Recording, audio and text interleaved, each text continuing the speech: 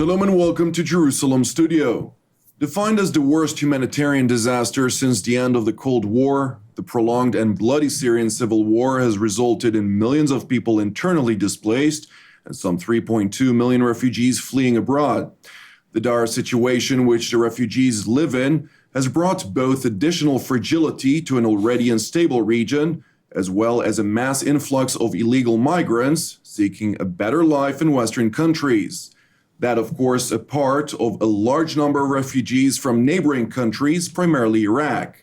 With us to discuss this topic are Ms. Paula Slier, who is the RT Middle East Bureau Chief. Welcome. Thank you. I'd like also to welcome Dr. Reuven Belko, who is an expert on Middle Eastern affairs from the Israel Hayom Daily. Welcome. And I'd like also to welcome our TV7 analyst, Mr. Amir Oren. Thank you, Jonathan. Amir, the situation is very complicated. Makes some sense to us.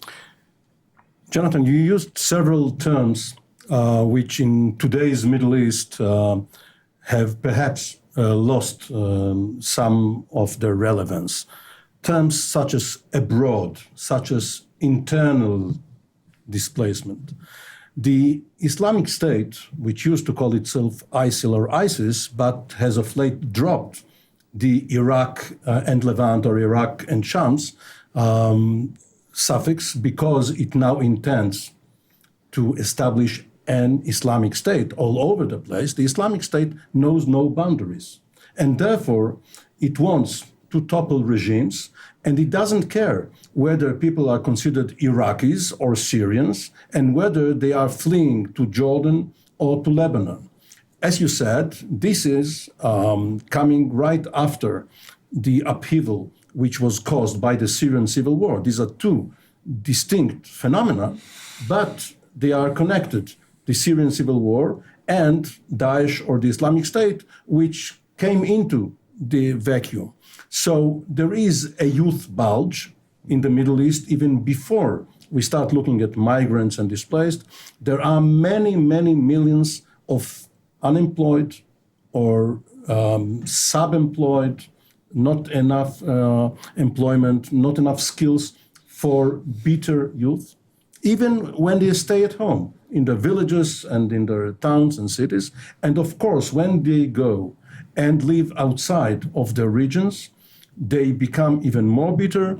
It's a fertile ground for terrorism and for anti-regime movements, and we'll talk about it some more later. Absolutely. Ms. Lear, I'd like to get a little bit of an understanding. You've been touring the region also in Iraq, Syria, and other places. How are the governments, whether they are in part intact or almost completely disoriented with what's happening within their country, how are they dealing with this situation? Well, as you said in your introduction, there's something like more than 3 million refugees who are outside of Syria who've sought refuge in neighboring countries. And inevitably, that's going to be a major drain on the governments of those countries. The latest figures I could find were for Turkey, where 2 years ago, the government had spent in the region of $1.5 billion just to try and address the Syrian refugee problem. You have the refugees are a strain on natural resources such as water. You have refugees coming in looking for jobs. So inevitably, you're going to have a confrontation with the locals in terms of people would prefer to employ a Syrian refugee for practically nothing than employ a local person. You have demographics changing. You have these huge numbers that are coming into countries that inevitably is going to play out in those respects as well. I spent quite a lot of time in Syrian refugee camps in Jordan. The refugee camps themselves are particularly dire.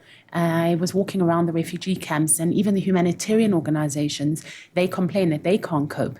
So when you ask how are governments coping, they're really, really struggling. They need more financial assistance from the international community, but you already have, for example, the European Union that has given something like 2 billion euros to the refugee crisis. They're also concerned about the political implications of what happens internally. Mm-hmm. Dr. Belko, with regard to the political situation that this has brought about, how are the countries dealing with this, especially with Lebanon being 1.14 million Syrian refugees in a country of just under 5.9 million people? Yes, of course. Looking at the whole arena of the Middle East, we can even sum it as a tectonic change in this whole region. The artificial states that has been signed, Sykes-Picot, the end of the First World War, are collapsing against our eyes.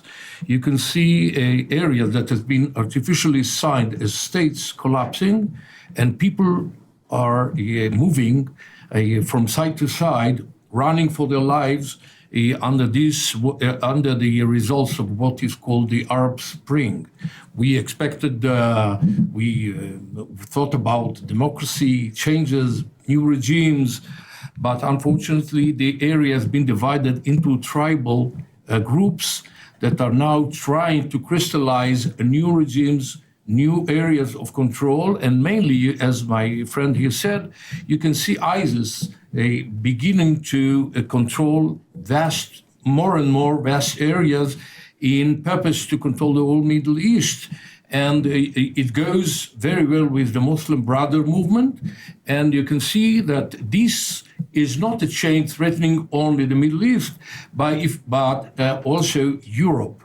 If you follow the movement and the waves of immigrants going to Europe, you can see amongst them a lot of Muslims. And the communities inside Europe are influenced very, very much by the appearance of new waves coming out of the Middle East. I'd like to actually... Again, to Lebanon and Jordan and Egypt as well, you can see that even the moderate regimes are under threat of these movements. And we in Israel look at it as people who sit in a castle, in a very secure and safe castle, looking aside the walls with a bit of fear, I must admit, that all this ocean of violence, rape against minorities is about to break into our walls. And to say the truth, it's frightening in a way or another. Women are raped, churches are burned, mosques are ruined. One step at a time, we'll reach all those different topics, so everybody will get the opportunity to talk. Mr. Oren, of course, there's influx to the European Union with many people wanting to get there, but we'll get there shortly. Right now, I'd like to understand, what is the governmental situation in the region with so many refugees actually destabilizing political fragility, which has already been in place prior to the situation? Please. The most important attack is not on physical infrastructure or even on the human spirit of people who are being subjected to what the US used to call shock and awe. Now shock and awe is used by Daesh, by the Islamic State. The most important concept or notion under attack is that of the nation state. Now, to give our audience an example, our audience in Scandinavia, for instance, what if there was a Scandinavian movement to abolish all borders between Sweden and Norway and Denmark and Finland and make it all a caliphate, a Scandinavian great nation or holy empire? Of course, it is going to bring up resistance from the various nation states. This is what is happening with the governments. Even though Reuven is right, they were both artificial and superficial when they were established. Nevertheless, some of them have been in place for 100 years, others such as Transjordan, or now Jordan, and Israel for more than 60 years. And these are facts. They are not going to disappear, so they are resisting. We had a similar phenomenon some 40, 50 years ago with Pan-Arabism. And then we saw that the various Arab countries do not want to become puppets under the umbrella of Gamal Abdel Nasser. So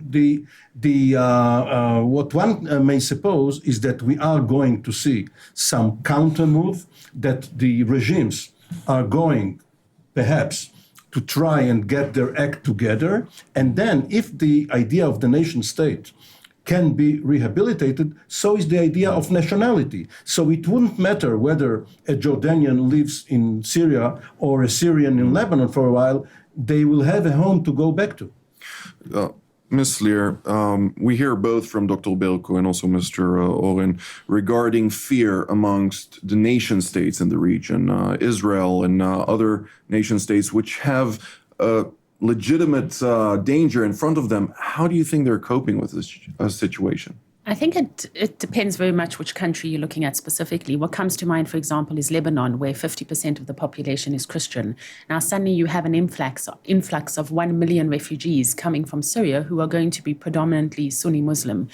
So obviously your Christian community inside Lebanon is going to be very concerned about that. And that is why Lebanon hasn't gone as far as to actually put up refugee camps and recognize these people as refugees. It doesn't want to see the demographics on the ground changing. So you'll have a situation like that, let's say, for example, in Lebanon, but then in Turkey, which is a Sunni country, and you have predominantly Sunni Muslims coming across, their concern is not going to be so much that you're going to see an imbalance in terms of the demographics and that it's not going to support them. If anything, Turkey is playing this double game, on the one hand supporting Islamic State, and on the other hand supporting and putting a lot of money towards helping the refugees that come there. I think it is very much driven by the government of the country. Of course, everybody is concerned about the rise of Islamic State, as you say. They are expanding and they are with this vision of a caliphate. And no government is going to want to see themselves be overthrown by them, which actually begs the question in terms of Assad. Assad's point from the beginning has been, be careful of who is fighting against me, and yet you still have countries supporting that. So I do think there's concern, but it also depends on the countries. All right. Jonathan, one moment, I would like to go with the flow of this topic. Dr. Belko, with regard to the refugees themselves, is the United Nations doing enough in order to somehow make sure that the situation is not more deteriorated into a destabilized region? And at the same time, does this mean that those refugees who feel that they're not receiving the intended care, are there more and more people from this group joining the Islamic State? Yes, this is a good way to introduce the threat. Don't forget that the European states now are exposed to a huge problem, economic problem.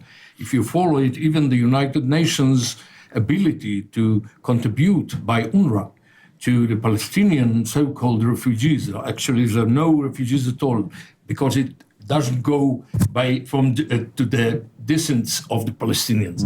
But despite all this, the UNRWA has declared that he hasn't got the money to help Palestinians any longer, and there is no budget to help the real refugees, in these million refugees who suffer under the open skies from rain, disease, and all other problems. So it's got three levels of threat: economic, demographic, and security to the governments and states that have relocated there. So it's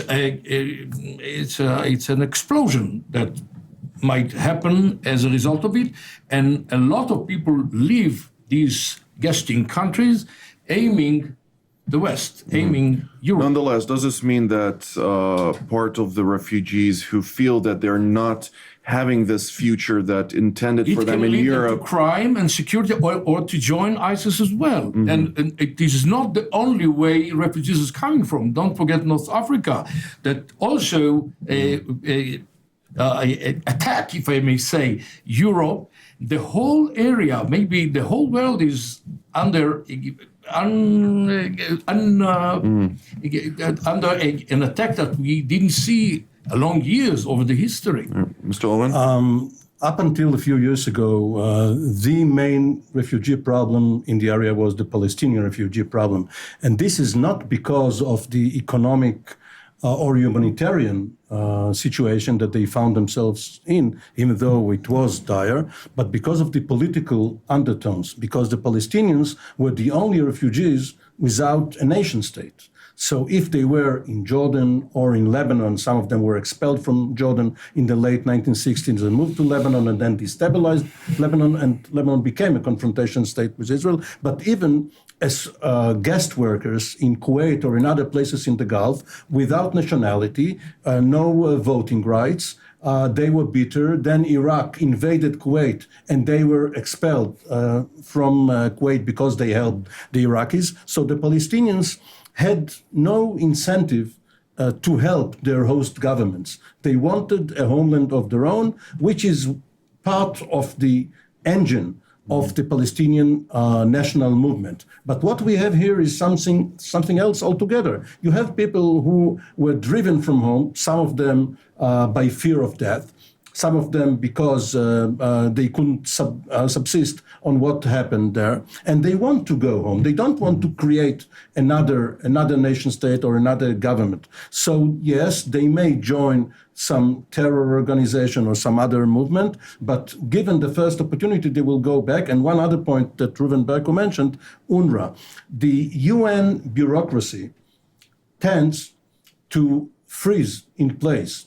If there were Palestinian refugees, authentic refugees, some 67 years ago, and their grandchildren still have refugee cards, part of it is because the people who make the living by being officials at UNRWA. And it's against the international law, by the way. Yes, Nobody can inherit this to his son and grandson. They don't want the refugee problem to go away. So it's a pity that some people, even while others live in misery, some people, for some reason, go on with this problem. Paula? I mean, I hear what you're saying in terms of that they have somewhere to go back to, or they don't want to stay in these host countries, but Syria is falling apart. So if you look at these refugees, the question is what is going to happen to Syria in the future, and will there be anything for them to go back to?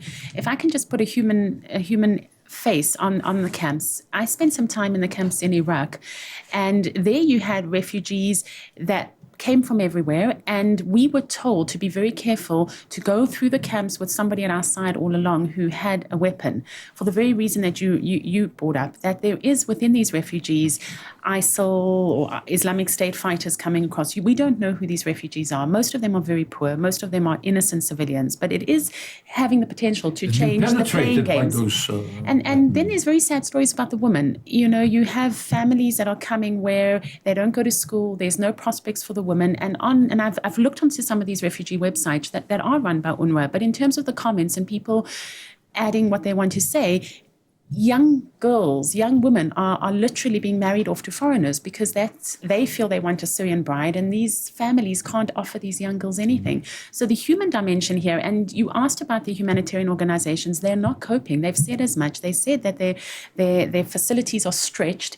And the question is just how much more money can Europe give to this situation that is constantly growing, because Syria shows no sign of the civil war ending anytime soon. You know, the only ray of hope in the refugee problem is the Israeli example, because in the late 40s and early 50s, Israel as a society managed to absorb many times 700,000 people from Arab states into Israel. Yes. They left behind their property, etc. The point is that the local inhabitants managed to absorb people who were much poorer, had to be given many facilities, and by getting foreign aid, managed to do it. So it means that it's possible. It's possible if there is some network in society, if there is some common vision, as Paula said, if there is a Syrian state to go back to, which is probably not going to happen in the next 5 years or so, but eventually down the road,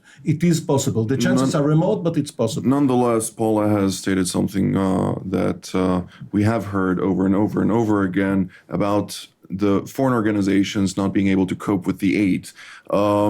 Dr. Berko, this of course brings us to a new reality, which you have specified also about, regarding more and more smuggling organizations trying to get more and more illegal migrants within Europe, some of which are indeed victims on the way. Indeed. I believe that at the end of the day, there will be new opportunities opened for everybody, because the infrastructure of the ruined states will be rebuilt. The story of Palestinian refugees is over, actually. It disappears if you take it in the context of so many million real refugees are suffering and dying every Nonetheless, single day. how is Europe and the international community dealing with this situation? I'm afraid that actually in these very days, Europe was suffering from a very bad situation in budgeting. the philanthropic organizations are not coping the challenge the way it should be handled. A lot of young people raped, young women raped in Yazidi women, Christian people are neglected to the mercy of ISIS warriors.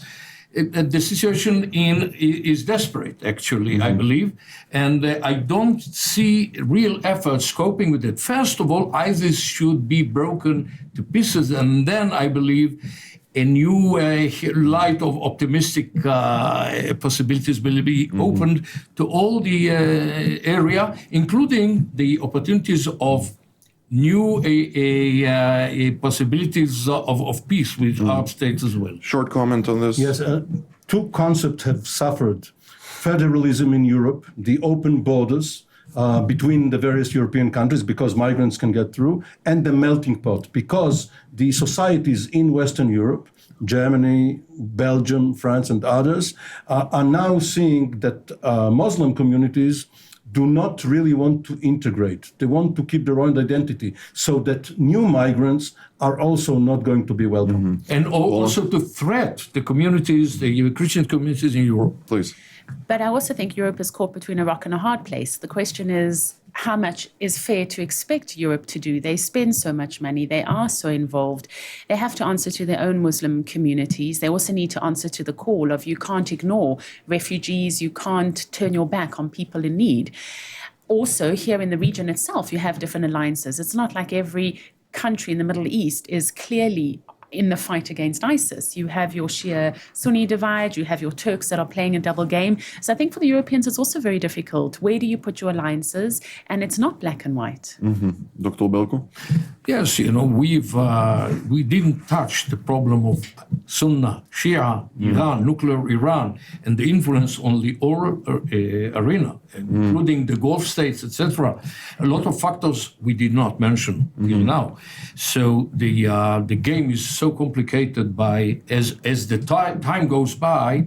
I believe that we'll see even increasing of troubles in the area, a lot of threat on the... Nonetheless, our focus today is on refugees, I believe on the matter. The refugees matter will still be standing and threatening states like Lebanon and Jordan and Egypt, even Egypt, and also the European states as a result of the flood of... Mr. Owen. One irony of the situation is that while moderates have become extremists, some extremists have become more moderate, such as Hezbollah and Hamas. Compared to Daesh, they now seem as stabilizing forces in Lebanon and in Gaza, and as buffers against the spread of the Islamic State, which means that there are new partnerships in the region, and these partnerships can also help the refugees because once the... Do you believe that Hezbollah will be a partner one day to Israel? No, I'm talking right now about the day-to-day, what we call current security situation, whereby if there's a common enemy, the enemy of my enemy, and so forth. Does this mean, though, that sectarial groups, as you mentioned, also Hezbollah, will start to take care of the Shiites within Syria and the other smaller groups, or is there separation within their goals and their... Well, the Shiites are almost a majority in Lebanon. They are a minority in Syria, but Syria or the Syrian regime is held by Shiite Iran. So you have a mixed bag here. But what happened, and Paula mentioned it earlier, Lebanon, which used to be the least stable Arab country, has become the most stable one because all of the sects are now trying to keep the equilibrium, now that they are all under attack by this new wave of immigrants. So there are new realities and new alliances, and out of this chaos may emerge a better future. Ms. Lear, we have a very grim reality which we're brought into. Both Mr. Oren and Dr. Belko have really put it on a very complicated situation. Is there some optimism in here? I want to say yes, because I feel that's what you want me to say. but I don't think so. Again, when you go to those refugee camps, and you ask people there, they don't see any future for themselves. They don't see a Syria to go back to. We're talking about refugees outside of Syria. There's 6.5 million people displaced inside Syria.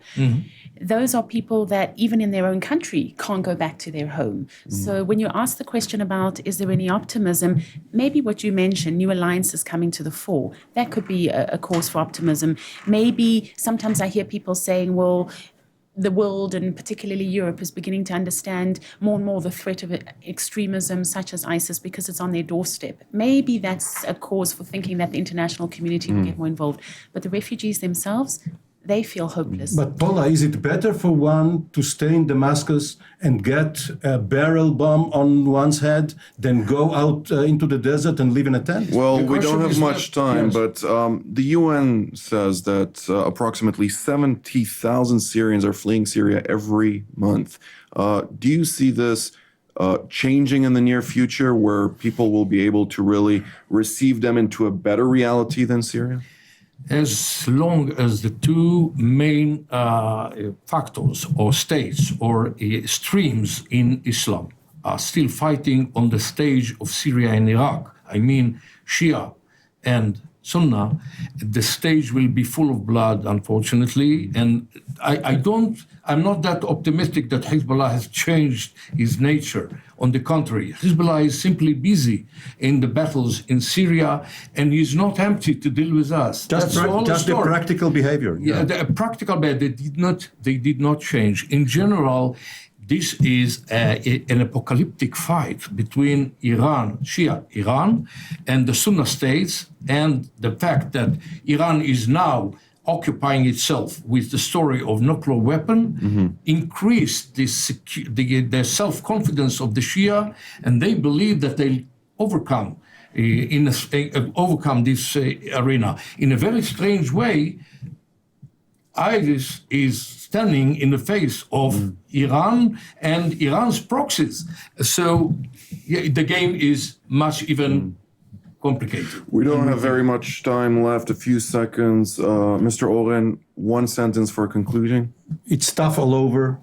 It's very bad being a refugee or a migrant. It's almost as bad being a host country, a host government, or a private person, a private citizen who is asked to contribute, to share some of his meager wealth in order to accommodate a refugee. Again, it's tough all over. And Israel is a villa in a jungle. Let's hope that it will stand and face the facts. Well, hopefully, indeed, all we can do is hope and pray for a better reality in the future. Dr. Belko, thank you so much for being here. Ms. Lear, it's been a pleasure. Thank you. Mr. Oren, it's been a pleasure indeed. And I would like to thank our viewers as well, and we will see you next week.